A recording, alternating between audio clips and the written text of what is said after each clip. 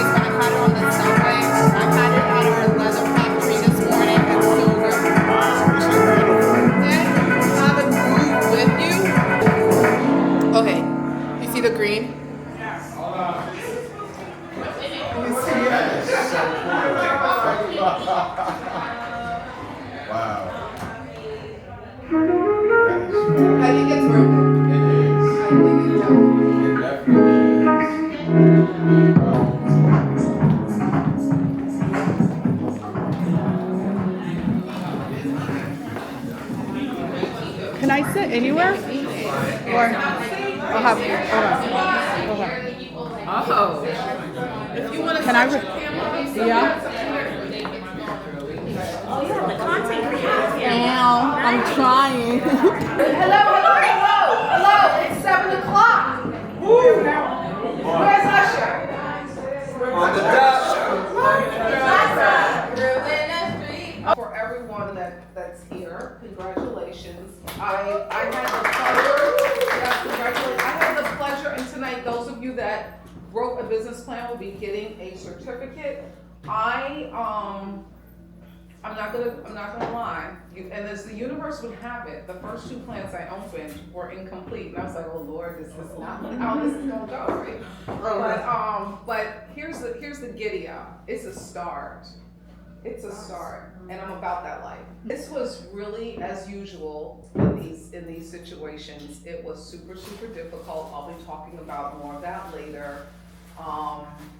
When I say, like, you know, some of you, there's like some little issues in the financials, and that's to be expected. But on the written part, I was like blown away. Like, if it was a cartoon, I would just go. So how it started: 5 judges, 25 seats, 12 weeks. Obviously, New York City folks, you have the grit. And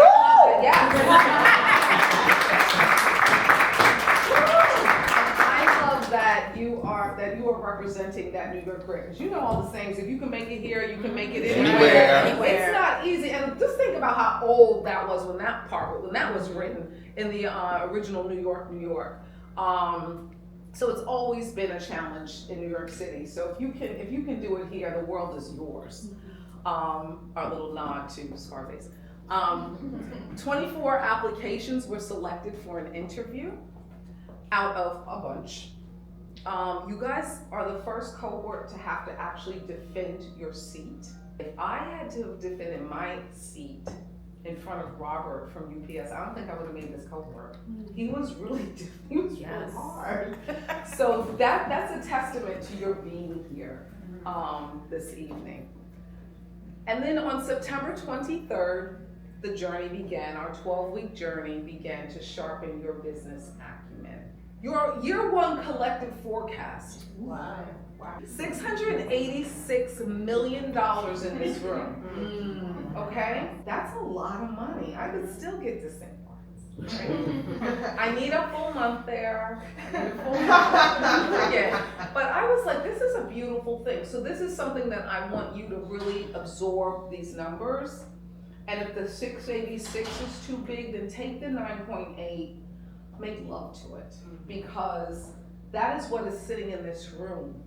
That is what you guys said you can generate. Some of you are generating like 40K in year one because it's a sidepreneur business, right? Not a side hustler. I do not raise hustlers.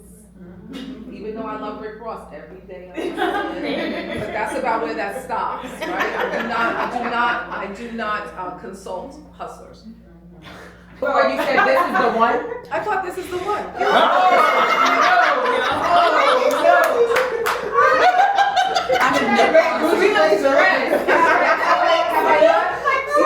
Has one of your lessons always been be ready? Yes, something I would like to point out. I would like to point out for Latoya.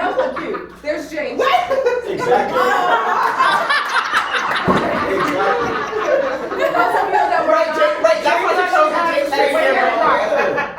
So now you remember she was like, Jason, you don't show your face.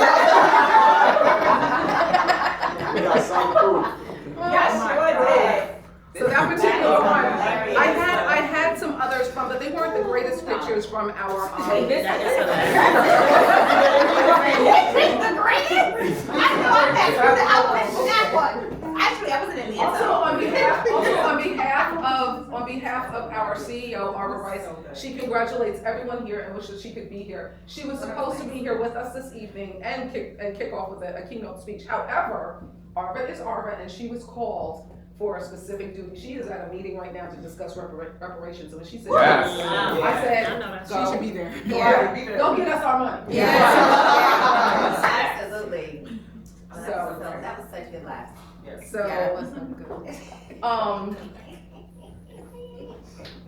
So before I go into my heartfelt moments, I will say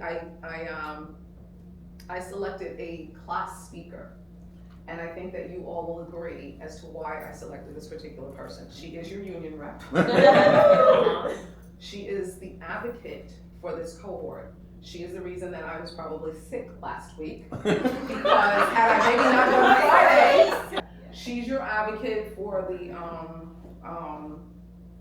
keeping up. Matilda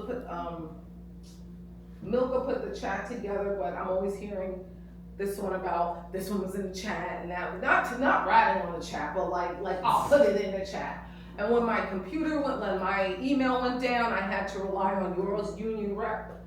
This is like management and union rep to get the messaging out. So with all of that, I welcome Matilda.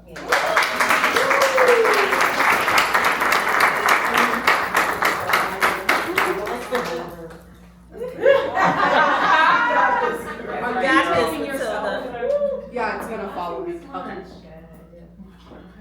Oh, nice. That's so It's cozy. just us. I know. And you can stand there if you want. Yeah, you should stand there. Oh my God. You got this, girl. Okay. Okay. I'm gonna be real with you guys. When I first joined this cohort, I really didn't know what to expect.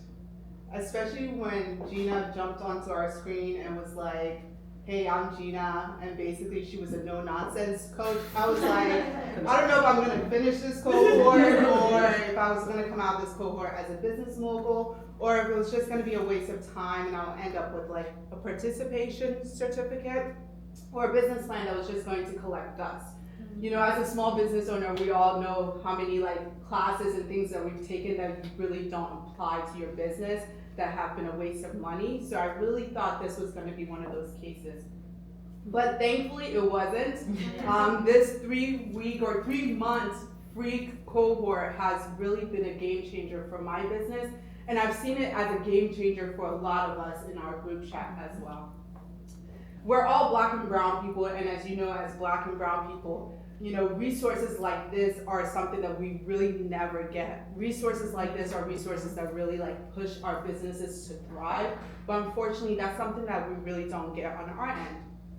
People from other privileged backgrounds get those type of resources because they have fathers and uncles and people within their camp that are able to pass the knowledge down to them. They have people that are able to connect them to people of influence that could expedite their business. Some of them even receive loans for millions of dollars so that their business could be successful. I don't know about you, I don't come from that type of background, and I really have to make nothing or have to make something out of nothing. So having these type of resources really try to level up the playing field because we are behind. Now, this cohort, if I'm speaking for the class, didn't just really teach us. To me, I really felt like this cohort pushed us. It pushed us to really think bigger, to force us to be delusional at times, you know? It really forced us to do the hard research that really have background information to build a foundation for our business. I really felt like this cohort really morphed our mind to stop thinking small, to stop pricing our items at a small basis, and to really think globally if you wanted to. I mean, we have someone in here with a medical program that could be life-changing, right? Now, as you know, those type of resources, like I've said before, are not available to us. So I'm really happy that as a group, we really kind of buckled down and made the best out of this opportunity. We're not coming out of this class with just a business plan. Like I see in the chat, we're all applying for new grants, new, opportunities and so forth. And I think it was because us as a group we energized each other to be able to then push ourselves on. Now, I might not be the winner of today's cohort, you might not be the winner of today's cohort or whatever the case is, but I really feel like we're leaving this process, as winners. We're really entering into